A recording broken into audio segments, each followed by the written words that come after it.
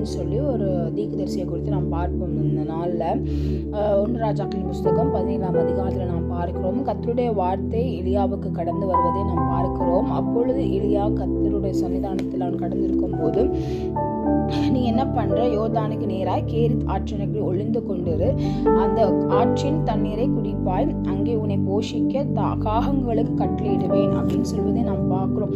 ஆண்டவர் எலியாவுக்கு காகங்களை அனுப்பி என்ன பண்ணாராம், அவர் போஷித்து அவர் நடத்தி வந்தார் அப்படின்னு சொல்லி நம்ம பார்க்கிறோம். அது எப்படி அழகாக கொண்டு வருமா, காகங்கள் அதுக்கு விடியற்கால அப்பமும் இறைச்சியும், சாயங்காலத்தில் அப்பமும் இறைச்சியும் என்ன பண்ணுமா அது கொண்டு வருவதை நாம் பார்க்கிறோம்.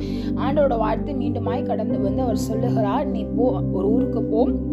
அது என்ன ஊர் அப்படின்னா சாரிபாத் விதவையின் ஊருக்கு போன்னு சொல்லி ஆண்டவங்க அனுப்புவார். அங்கே ஒரு விதவைக்கு என்ன பண்ணுறேன், நான் கட்டளையிடுறேன் அப்படின்னு சொல்லி அங்கே சொல்வதை பார்க்குறோம். அந்த விதவை கிட்ட கொஞ்சோண்டு அப்பந்தான், கொஞ்சோண்டு என்னதான் அவகிட்ட இருக்கும். அந்த விதவை வந்து விறகு பொறுக்கி கொண்டிருப்பா. அவளை பார்த்து, எனக்கு குடி கொஞ்சம் தண்ணி தான் கேட்பார் எலியா. அதோடு சேர்த்து என்ன பண்ணு, எனக்கு அப்பவும் உன் கையில் என்ன பண்ண எனக்கு கொண்டு வான்னு சொல்லும்போது, என் பானையில் ஒரு படி மாவும் கலசத்தில் கொஞ்சம் தண்ணீர் அல்லாமல் வேறு ஒன்றுமே இல்லை, என் ஜீவனை கொண்டு நான் சொல்கிறேன் அப்படின்னு சொல்லுவான். ஆனாலும் எலியா என்ன பண்ணுவார், முதல் எனக்கு நீ செஞ்சுட்டு வா, அதுக்கப்புறம் உன் பிள்ளைக்கு நீ செய் அப்படின்னு உனக்கும் பிள்ளைக்கு நீ செஞ்சுக்கோன்னு சொல்லி அங்கே சொல்வதை நாம் பார்க்கிறோம். இதில் என்ன ஒரு அர்த்தம் அப்படின்னு சொல்லி பார்த்தோம்னால், எலியாவே கர்த்தர் சகல விதத்திலையும் அவர் போஷித்து நடத்தி வந்தாருன்னு சொல்லி பார்க்கிறோம். ஆனால் ஆவிக்குரிய வாழ்க்கையில் நம்ம அதில் ஒரு வித்தியாசமான ஒரு பார்வையில் நாம் பார்த்தோமானால், விதவைக்கு ஆண்டவர் என்ன பண்ணாரு, உதவி செய்வதை நாம் பார்க்கிறோம்.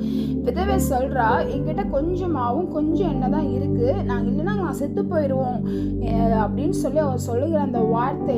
அப்போ ஆண்டவருக்கு தெரியும் அவகிட்ட என்ன இல்லை, கொஞ்சம் தான் இருக்கு.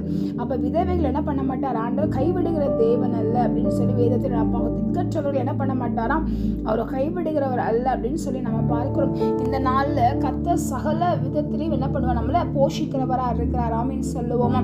உங்களை ஆண்டவர் நித்தமும் உங்களை நடத்தி மகா வறட்சியான காலங்களில் என்ன பண்ணுவாரா, உங்க எலும்புகளை நிலமுள்ளதாக்கி நீ பாய்ச்சலான தோட்டத்தை போல வற்றாத நீரூற்றை போல என்ன பண்ணுவார், கர்த்தர் உங்களை மாற்ற போறார். கர்த்தர் சகல விதத்திலேயே உங்களை போஷித்து கர்த்தர் நடத்த போறார். கர்த்தர் தாமே உங்களை ஆசீர்வதிப்பார்.